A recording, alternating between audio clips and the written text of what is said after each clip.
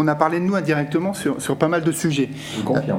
Le premier point, on a parlé tout à l'heure de méthode de recrutement par simulation, et je rappellerai que c'est une méthode qui a été portée par Pôle emploi, et je vais citer 2 entreprises avec lesquelles je l'ai développée et où je suis passé dans d'autres régions, des petites entreprises, une entreprise qui s'occupe de pneus qui s'appelle Michelin, qui fait aujourd'hui des recrutements de son côté avec la méthode de recrutement par simulation, et puis la dernière région où j'étais précédemment, qui était pas très loin d'ici, une petite boîte aussi qui s'appelle Airbus, qui a aussi ses contraintes, et quand on connaît ces 2 entreprises, on sait qu'elles sont assez méticuleuses dans ces périodes de recrutement, et on fait des recrutements aujourd'hui pour Airbus avec la méthode de recrutement par simulation. Et je le redis, et vous l'avez dit monsieur, c'est que c'est des méthodes sur lesquelles on fait abstraction de l'âge, du diplôme, de l'endroit où on habite. J'ai envie de dire, il y a autour de ces méthodes vraiment des opportunités. Et puis on est en train de développer tout ce qui est méthode de recrutement par simulation avec des casques de réalité virtuelle. C'est-à-dire que demain, on fera passer des exercices à des demandeurs d'emploi sur ses habilités à exercer un métier, non plus avec des boîtes ou des caisses, mais avec des casques en réalité virtuelle. Ça, c'est le premier point. Deuxième point, je vais faire très court, j'ai compris qu'il y avait des contraintes. On a parlé de préparation opérationnelle à l'emploi. Je rappelle que c'est un outil qui est développé par les partenaires sociaux et que nous, au niveau de la région, et moi je le pousse très fortement pour la région Nouvelle-Aquitaine, parce qu'on est la première région à utiliser cet outil-là aujourd'hui, et justement par rapport à Monsieur Demeyer, c'est de dire que sur son secteur d'activité, et sur son territoire, ces 300 recrutements que nous avons fait avec la méthode de recrutement par simulation et de la préparation opérationnelle à l'emploi, dans un secteur qui recrute beaucoup sur ce territoire, qu'est le nautisme. Ces 300 recrutements que nous avons fait et pour lesquels aujourd'hui on est investi. Autre point, et je veux, comme il y a beaucoup de chefs d'entreprise, dire qu'on est victime aussi d'une problématique au niveau de l'emploi. Moi j'appelle ça la diplômite aiguë, c'est-à-dire qu'on est très attaché encore au diplôme, et très fortement au diplôme. Je vais citer 3 chiffres. Aujourd'hui, 9% des demandeurs d'emploi de la région Nouvelle-Aquitaine n'ont pas le niveau brevet des collèges. Vous en rajoutez 4% qui ont le niveau brevet des collèges et vous rajoutez 40% des demandeurs d'emploi qui ont un niveau CAP, BEP. Et quand on échange par rapport aux chefs d'entreprise, on voit bien, et c'est pour ça que le président du conseil régional l'a dit tout à l'heure, on est dans l'obligation de faire monter en compétence l'ensemble de ces demandeurs d'emploi pour essayer de correspondre le mieux possible aux besoins des entreprises. Et pour répondre aussi à monsieur Demeyer, alors, je suis vraiment au regret de dire, malheureusement, il n'a pas de contact avec Pôle emploi. Heureusement, nous travaillons bien avec la Chambre de métiers sur le territoire. Il y a 34 000 entreprises qui utilisent Pôle emploi aujourd'hui. 75%, 73% des entreprises nous disent qu'elles sont satisfaites du service qui sont offerts.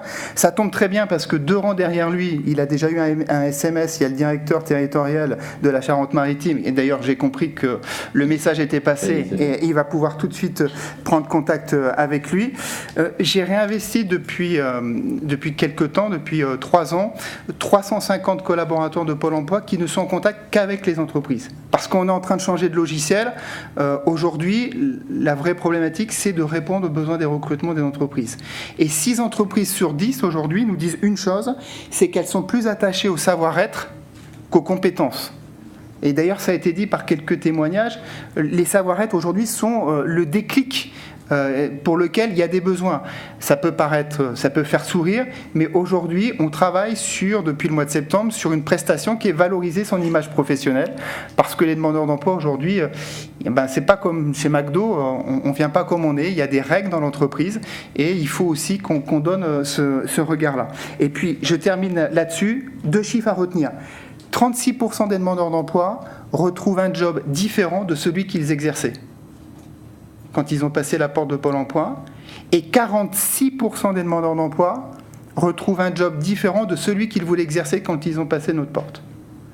C'est pour dire aujourd'hui qu'on a un vrai besoin de confronter à la réalité du territoire, parce qu'on peut être diplômé ou pas, mais c'est quoi les emplois si on ne veut pas bouger, parce que je n'ai pas parlé de mobilité des demandeurs d'emploi, mais les demandeurs d'emploi ne sont pas obligatoirement mobiles, ce qui peut se comprendre pour des situations personnelles, mais il faut du coup adapter le plus possible. Il y a juste un point à savoir, c'est qu'aujourd'hui dans les postes qui sont proposés, c'est un peu l'inversement du marché du travail dans lequel nous sommes.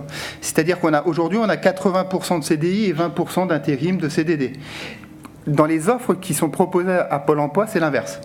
C'est 18% de CDI et 82% d'intérim, de CDD. Donc le CDI, on voit bien, qui est le Graal aujourd'hui, n'est plus obligatoirement l'outil qui est proposé rapidement.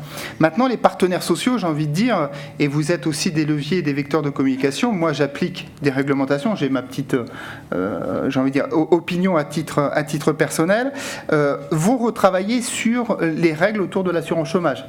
Il y a une lettre de cadrage du gouvernement autour des, justement, l'utilisation des CDD, autour des degrés d'indemnisation. Je pense que le sujet de la dégressivité est sur la table. Ça promet beaucoup de discussions dans les semaines et dans les mois à venir. Et l'échéance de tout ça, c'est début d'année 2019. Donc il y a un changement qui s'opère. Mais pour rassurer aussi le chef d'entreprise, d'un côté, je pense qu'on ne va pas dire que tous les demandeurs d'emploi profitent d'un système. Une partie peuvent en profiter, c'est une réalité, et c'est pour ça qu'on redéploie aussi 50 personnes sur la région qui vont s'occuper aussi du contrôle de la recherche d'emploi.